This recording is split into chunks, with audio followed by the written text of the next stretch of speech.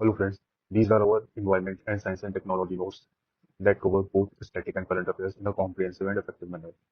These notes are inspired by the materials of various coaching institutes, so you do not have to study the same topics from different institutes separately. To buy these notes, join our Telegram channel. The link is in the description box. नमस्कार दोस्तों, welcome to mentor साथी because every dream deserves a guide. आज हम science and technology module में एक बहुत ही important topic cover करने जा रहे हैं, डिफेंस करंट अफेयर्स। ये टॉपिक आपके यूपीएससी प्रीलिम्स और मेंस दोनों के लिए एब्सोल्युटली क्रिटिकल है, क्योंकि यहाँ टेक्नोलॉजी और स्ट्रैटेजी एक साथ मिलते हैं। तो आज हम क्या क्या डिस्कस करेंगे, ये रहा हमारा एजेंडा। सबसे पहले आइज इन द स्काई, यानी हम ड्रोन्स और यूएवीज की दुनिया को समझेंगे। फिर हम air power modernisation, strategic tech partnerships और बॉर्डर इंफ्रास्ट्रक्चर की बात करेंगे। उसके बाद हमारी नेवल कैपेबिलिटीज यानी मास्टरिंग द सीज पे फोकस करेंगे। और आखिर में इन सबके पीछे जो पॉलिसी है, आत्मनिर्भर डिफेंस इकोसिस्टम, उसको डीकोड करेंगे। तो चलिए शुरू करते हैं हमारे पहले सेक्शन से। देखिए, आज के जमाने की जंग का चेहरा बिल्कुल बदल गया है और इस बदलाव में सबसे आगे हैं अनमैन्ड एरियल व्हीकल्स, या जिसे हम आम भाषा में ड्रोन्स कहते हैं। ये अब सिर्फ निगहबानी या सर्वेलेंस के लिए नहीं, बल्कि बड़े बड़े अटैक मिशंस के लिए भी इस्तेमाल हो रहे हैं। एप ड्रोन टेक्नोलॉजी में दो नए कॉन्सेप्ट्स बहुत तेजी से उभर रहे हैं। लेफ्ट साइड में आप देख रहे हैं स्वॉर्म ड्रोन्स। ये छोटे छोटे यूएवीज का एक झुंड होता है जो आपस में कम्युनिकेट करके एक टीम की तरह काम करते हैं, बिल्कुल एक मधुमक्खी के छत्ते की तरह। राइट साइड में है टेदर ड्रोन। ये एक केबल के थ्रू ग्राउंड स्टेशन से जुड़ा रहता है। इसका फायदा सिक्योर कम्युनिकेशन और लगातार पावर सप्लाई, जिससे ये बहुत देर तक हवा में रह सकता है। ये है दुनिया का मशहूर MQ-9B प्रेडेटर ड्रोन। इसे हंटर किलर ड्रोन भी कहते हैं।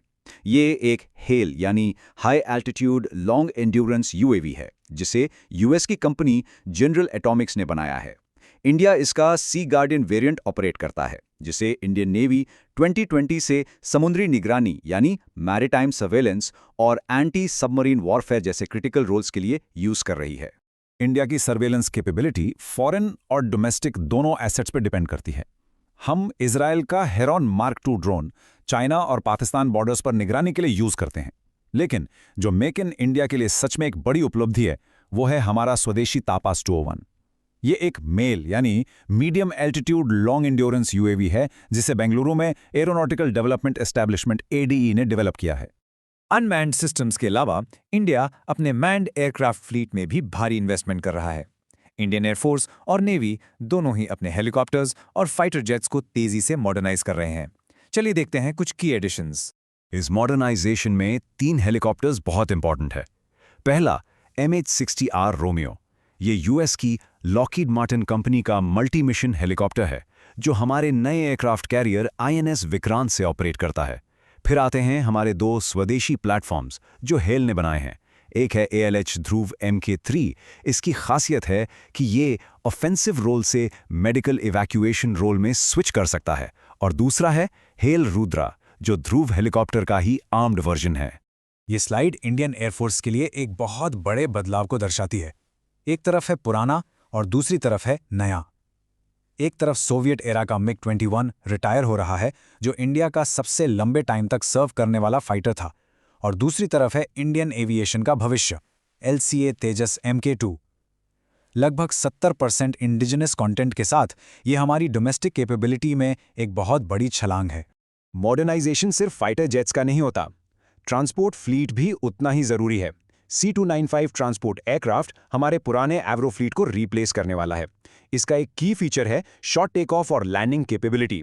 लेकिन सबसे इंपॉर्टेंट डिटेल जो एग्जाम के लिए क्रूशियल है, ये इंडिया का पहला मिलिट्री एयरक्राफ्ट प्रोजेक्ट है जिसे एक प्राइवेट कंपनी एयरबस के साथ पार्टनरशिप में मैन्युफैक्चर कर रही है। अब आते हैं हमारे अगले सेक्शन पर, स्ट्रेटेजिक टेक पार्टनरशिप्स। देखिए, 100% सेल्फ रिलायंस एक लॉन्ग टर्म गोल है, लेकिन इस सफर में क्रिटिकल टेक्नोलॉजीज के लिए दूसरे देशों के साथ पार्टनरशिप करना बहुत जरूरी है। हाल ही में हुई Indo US jet engine deal इसका एक परफेक्ट एग्जाम्पल है। ये डील सच में एक गेम चेंजर है। यूएस की कंपनी GE एरोस्पेस और हमारी हेल मिलकर GE 414 जेट इंजन्स को इंडिया में प्रोड्यूस करेंगे। यही इंजन हमारे LCA तेजस MK2 को पावर देंगे। लेकिन इस अग्रीमेंट का सबसे अनोखा हिस्सा और मेंस के आंसर के लिए एक गोल्डन पॉइंट, वो है 80% टेक्नोलॉजी ट्रांसफर। ये एक अनप्रेसिडेंटेड स्टेप है जो इंडिया और यूएस के स्ट्रेटेजिक रिलेशनशिप को एक बायर सेलर डायनामिक से बहुत आगे ले जाता है। इस तरह की डील्स के पीछे आमतौर पर स्पेसिफिक पॉलिसी फ्रेमवर्क्स होते हैं। पहला है ICET, यानी initiative on critical and emerging technologies, जिसे क्वाड समिट में लॉन्च किया गया था। और ICET के अंडर काम करता है इंडसएक्स, जो खास तौर पर इंडिया US डिफेंस इनोवेशन और को प्रोडक्शन पे फोकस्ड है। चलिए अब हवा से जमीन की तरफ चलते हैं। एडवांस्ड हथियार तभी काम के हैं जब उन्हें तेजी से बॉर्डर तक पहुंचाया जा सके। इसलिए स्ट्रेटेजिक इंफ्रास्ट्रक्चर जैसे कि एयरफील्ड्स और सड़कें एक फोर्स मल्टीप्लायर का काम करती हैं। लद्दाख के इस मैप को ध्यान से देखिए।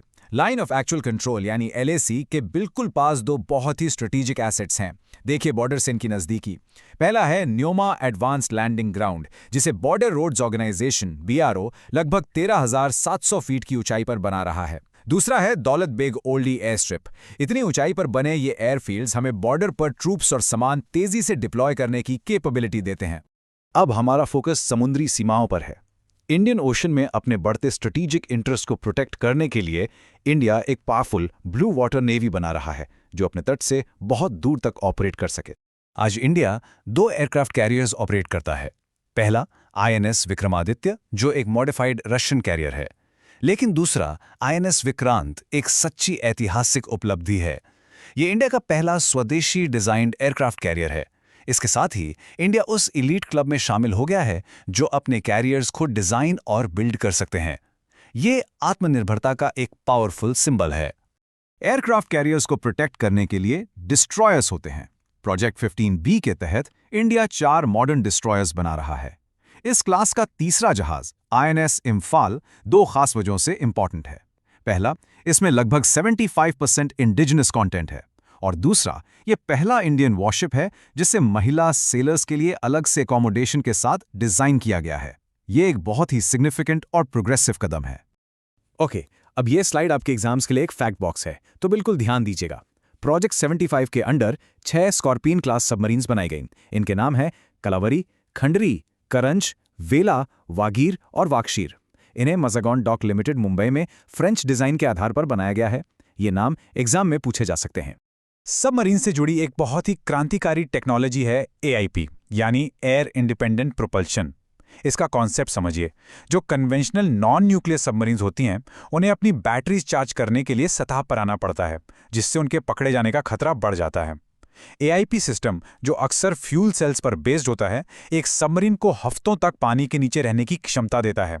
इससे उसकी छुपने की कैपेबिलिटी यानी स्टेल्थ बहुत ज्यादा बढ़ जाती है। हमने बहुत सारे मिलिट्री हार्डवेयर की बात कर ली, लेकिन ये तो कहानी का सिर्फ एक हिस्सा है। इस मॉडर्नाइजेशन के पीछे जो असली ड्राइवर है वो है पॉलिसी और इनोवेशन का इकोसिस्टम। हमारे आखिरी सेक्शन में चलिए समझते हैं कि यह काम कैसे करता है।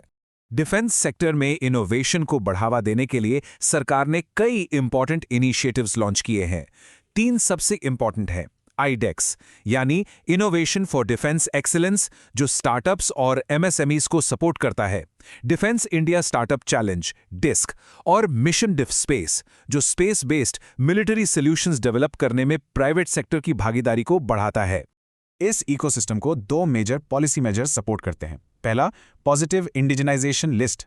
ये उन डिफेंस आइटम्स की लिस्ट है जिन्हें अब सिर्फ इंडियन मैन्युफैक्चरर से ही खरीदा जा सकता है, जिससे उनका इंपोर्ट इफेक्टिवली बंद हो गया है। और दूसरा, डिफेंस इंडस्ट्रियल कॉरिडोर्स। ये उत्तर प्रदेश और तमिलनाडु में डेडिकेटेड इकोनॉमिक जोन्स हैं, जिन्हें डोमेस्टिक डिफेंस मैन्युफैक्चरिंग को बूस्ट देने के लिए बनाया गया है। तो चलिए एक छोटा सा रिकैप करते हैं। हमने इंपोर्टेड प्रेडेटर से लेकर स्वदेशी टपस ड्रोन तक सब देखा। हमने एयरफोर्स के लिए तेजस मार्क 2 के महत्व को समझा और समुद्र में INS विक्रांत जैसे आत्मनिर्भरता के प्रतीक को देखा।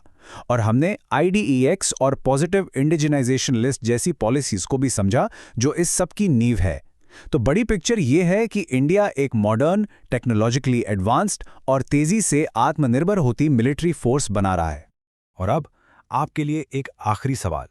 अपने डिफेंस मॉडर्नाइजेशन के सफर में इंडिया स्ट्रैटेजिक ऑटोनॉमी यानी आत्मनिर्भरता और इंटरनेशनल पार्टनरशिप्स के बीच संतुलन कैसे बना रहा है?